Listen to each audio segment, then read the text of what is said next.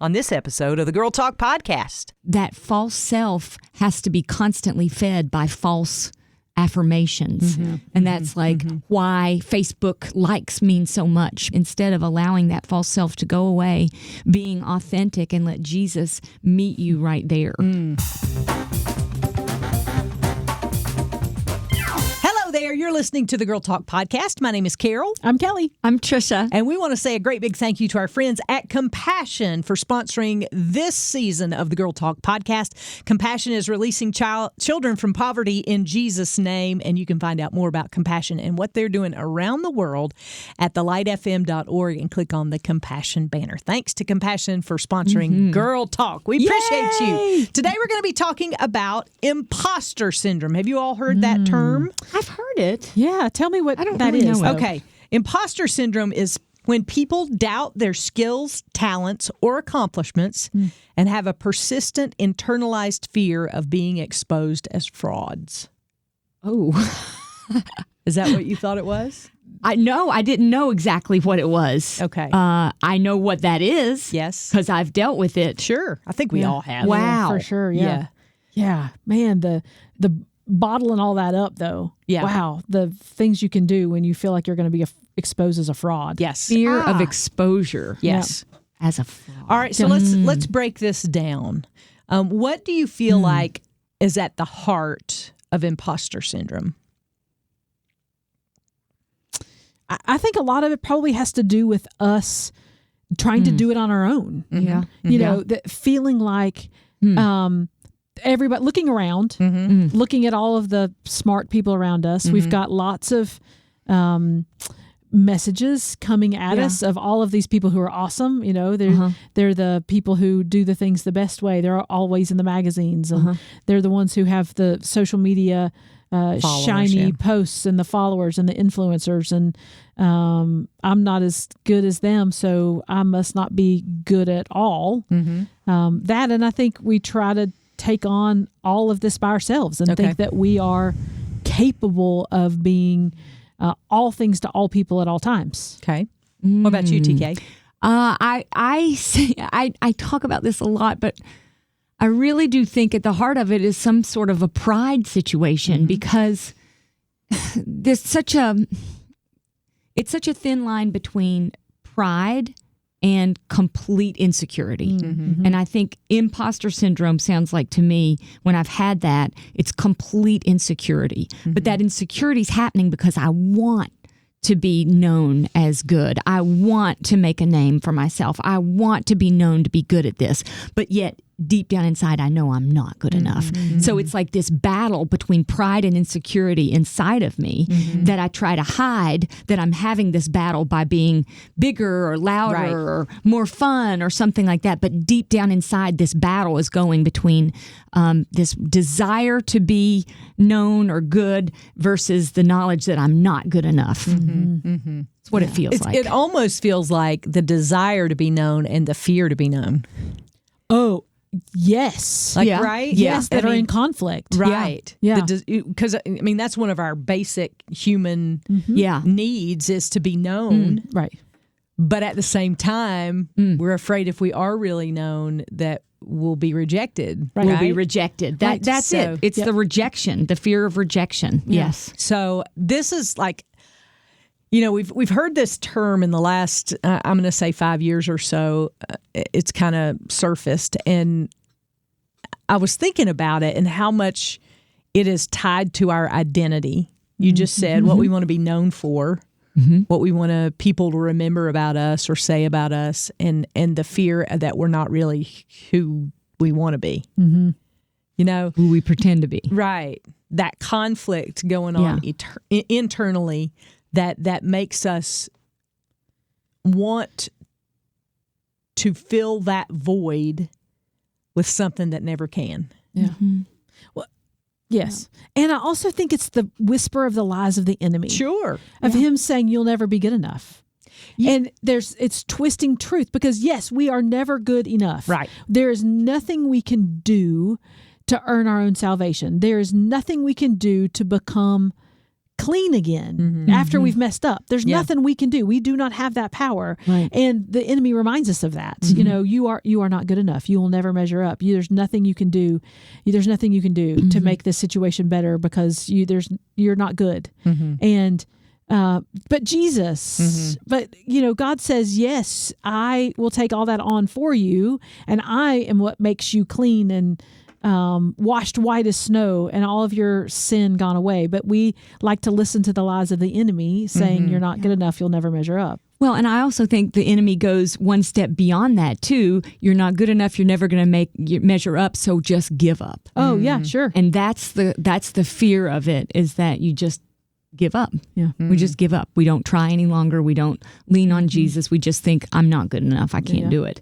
Or we get so good at putting on that mask and pretending that we're something we're not. And it's the pretending. Yeah. It's the pretending piece of it. And we live such public lives now. Yeah. Everybody can be on Facebook Live or on the internet in some manner, YouTube, have your own channel, all those things. We're so public that I think it makes us pretend even more. Sure. There's really no private sector now. It's just all public. Yeah. Yeah. Everybody's a celebrity. Yeah. And identity is at the heart of it all. I think that if I had to like pinpoint and nail down the greatest tactic of the enemy in our current culture, it's identity.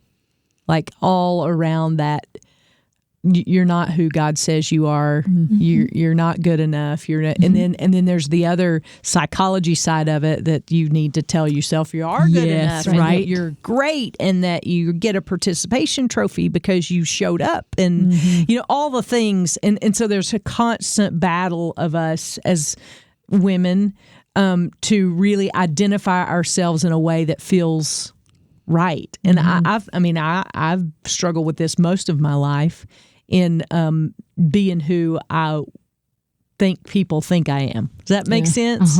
You know, when you're a believer, you're under a little bit more scrutiny from maybe people who aren't believers to live a life that's consistent with what you say you believe. But none of us are even capable of that. Right. And that's what makes Jesus so appealing for me, because I'm not good enough and I can't do it on my own. Yeah. But I think it's an identity thing. And I think all of us too have past hurts and hangups that I don't. Then except for Carol. Except for Carol. I do. Yeah. Yes. I'm kidding. That's a joke. That then start to define how we see ourselves. You know, that person saw me as this way, and if they got to really know me, and they saw that's true. me as XYZ. Yeah. And if I am real and honest with somebody again, they're not going to like me either. Just like this person over here didn't like me. We build a case against ourselves. That's right. Yeah. And we think that one person's interactions with us is the way people see us, that one person is every person, and or maybe one significant person. Sure, I think because that's right, what you're saying, is that we base how we want other people to see based on the hurt of that significant person in your life. That's just so true. That's so true. And we don't want to be hurt again. Yes. Who wants to be hurt? That doesn't feel good. We want to be loved and seen and known and appreciated. And if we have those past experiences where we were rejected, it's hard to want to expose the real you. So it's easier for us just to put on those masks. Yeah. And I think it's Brene Brown that says when you do that, when you don't let yourself be fully known, you can't experience full joy. Yeah. So if you're not known, I mean, that would make total sense. Yeah. Right. In a cerebral sort of way. I mean, emotionally, it scares me to death, right? But I think for most of us, we're like, but we want to experience full joy, but are we really willing to enter a relationship where we're fully known? That's true. That's true. And I am reminded of a book that I read that talked about this false self that we put on when we've been traumatized. And it might be because of a mistake we made in the past or a hurt that someone did to us. But as a protective measure, people tend to create a false self. And that self does all the operating in the public sphere. So it's like it may be trying, like, and you mentioned, you think the way people, you think people want you to be. Right, So right. you perform the way you think someone wants you to be. Maybe you're the funny person, so you've always got to be funny, even if you're hurting inside. But that false self has to be constantly fed by false affirmations. And that's why Facebook likes mean so much, because that fuels that false self. That's why people have to laugh if you're trying to be the funny person all the time. Yeah. So you're constantly being fed by external things instead of allowing that false self to go away, being authentic, and let Jesus meet you right there. Yeah. You know, one of the places I struggle the most in this particular issue is with my parenting. I want to be seen as the perfect parent. Oh, right. You know, I want my kid to be the perfect kid, and I want to be seen as the perfect parent. And so the stories I'm going to tell, except maybe to a few people, but the stories that I'm going to tell the general world are typically going to be stories of how great my kid is. Right, You know, look at this great thing he did. He did this thing, and aren't I a great parent because he did such a good job at this thing? And I don't want my parenting flaws to be exposed. You girls deal with that as for parents? sure. All the time. For sure. And, here's the other thing, too. Somebody said this to me years ago. I don't even remember who it was, but they said, do you know that people are individuals? And I was like, well, of course I know that. I may be blonde, but I'm not that dumb, right? And they said, no, what I'm talking about is that two perfectly great parents, not perfect because there's nobody perfect, but two perfectly great parents can raise a kid who then makes their own decisions and does something that doesn't look good on the family. Yeah, sure. And two completely broken people can raise a kid that turns out to be great and does wonderful things, Right. Right. And you're like, I've never thought of it that way before, but we tend to attach so much of our identity to the successes and or failures of our children that's dangerous because we don't give them the individualism they desire. We smother them sometimes with that being who we are in our identity. And I've had to apologize so much to my kid that I can't even tell you. We could do a whole podcast on just today, the apologies I've had to make because but I'd much rather be that kind of parent that admits their failures than one who never admits failure and sends my kid out into the world with this false sense of what's real and what's not. You know what I'm saying? Yeah. Does that make sense? Yeah, absolutely. Absolutely. But it's hard. It's still hard because it acknowledges something in me that I haven't totally surrendered. I think I said that before, but this is convicting. Well, if you're struggling with feeling like a bad parent, I'm reminded of the fact that Adam and Eve had the perfect parent and they still messed up. Yes. Right? True. It is their choice. It is your child's choice. But I, like you ladies, identify myself with how my kids are doing and how well you see my kids are doing. So I'm in control of the appearance that you have of them. But you're their public relations. That's right. person. I am. That's right. Momager. Yeah, you're the momager. But it's true. But allowing ourselves to apologize, acknowledging when we mess up, is great parenting for them, and it's great parenting for me. Yeah. I need to constantly do that. And I think part of what might help us deal with imposter syndrome is not trying to pretend we're perfect. Yeah. It's just letting go of that perception or that desired perception and just acknowledging our mess ups. Yeah. Doesn't that take all the sting away from it, or not all of it, but some of the sting away from it? Well, I know. I mean, I can speak to that directly because I used to live with the illusion that because I was a public person, I had to have all the answers. And then I went through a divorce and became a single parent. And I wouldn't even go to my local Walmart because I was so ashamed, carried that around and still to this day struggle with it from time to time. But one of the things that taught me was that when people, I had people come up to me and say things like, oh, you're real just like me. Now, I had never said, welcome, all of you, people, I'm going to impart my wisdom upon you. You know, I never said anything like that. Unwashed masses, come hither. Because of what I do, people would put you on a pedestal, you know. But when I admitted that brokenness and said, you know, this is what it is, and I'm walking through it, I had so many rich conversations with people who are like, "You're just like me," and I'm like, "Yes, I am." Right. Yeah. But if I had just continued to pretend like that wasn't the case, I would have never had some of the richest relationships I have to this day. Yeah. Yeah. And great conversations about the brokenness of life and the things that we walk through that oftentimes aren't our choosing, or sometimes they are. But that there's grace, and Jesus still loves you. Yeah. And so that was a big breaking point for me, because I'm going to tell you, there was a lot of days where I just closed the blinds and let everybody think what they wanted to until it was too late to ignore, you know? Yeah. It's like everybody else knows you got a problem, but you don't acknowledge the problem, thinking that they won't know I have a problem if I don't have a problem. Well, you know? and I think here's the main thing, too, for that, is that everybody has a problem. Sure. Every single person may, I mean, everybody has a problem. It may not look like your problem. It may not look like somebody else's problem, but everybody has something they're hiding that they wouldn't want exposed for the world to see. Right. And we're all carrying some sort of something we're ashamed of.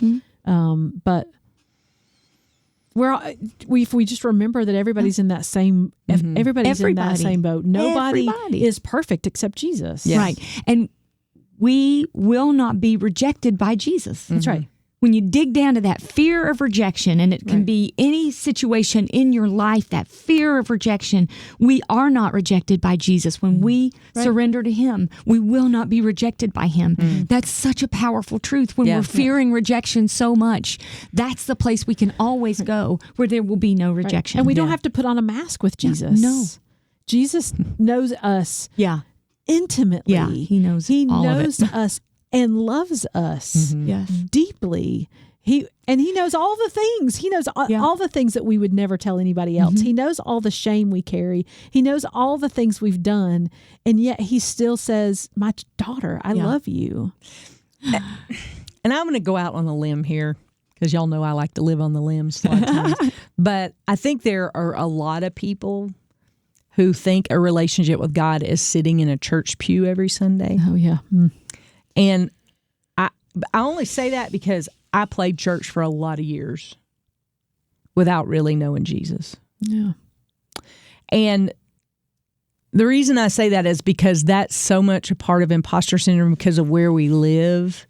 We grew up in the Bible Belt, especially if you're from here. You probably were in church before you even knew what church was. And I think a lot of people can grow up with a false sense of security, and you're like, well, I go to church every Sunday. That's not what we're talking about here. Yeah. I want to make sure that you know Jesus, because you can pretend for a while, but that won't ever satisfy you, and you'll continue to hurt, and then you'll just try to pretend more, and then it'll hurt more, and then you'll try to pretend more. And it's really a dangerous cycle to get in, because you don't know Jesus. And so here's the thing. Church is definitely a part of your journey, needs to be. You need to be in a good Bible-believing church. But if you've never asked Jesus to come into your heart personally, then going to every church this side of heaven won't help you. That's right. So I say that to say, because I think a lot of people sit in church Sunday after Sunday and they think they've checked that box, but they really don't know Jesus. And that's one of the reasons that we do this podcast, is because we don't want you to make that mistake and then find out when it's too late. Right. And it's only too late if you get to the pearly gates without Jesus. If you die without Him, that's when it's too late. But it is never too late before then. Right. Wonderful. And it might feel uncomfortable sitting in a pew and knowing, I've never really given my life to Christ, but you don't want to admit that. Yeah. That is okay. Admit it right now, because you need Jesus more than you need anything else in this world. And you may be teaching Sunday school. Yeah, that is true. Yeah. Or Bible study, or any number of things. Yeah. But we would not be doing what God called us to do if we didn't say, hey, have you thought about this? Maybe it's because you don't know Jesus. So here, I'm going to give you something real simple to do. You don't even have to sit in a pew and go up front and do all of the handshaking and all that stuff. Although I would strongly encourage that you tell somebody if that's your decision today. But you can just pull out your phone right now. If you're watching on your phone, you can write this down for later. But you can text the word Jesus to 800. I'm waiting for you to write that down. Don't say you're going to do it later because you won't. Do it right now. 800-293-1069. Just text the word Jesus.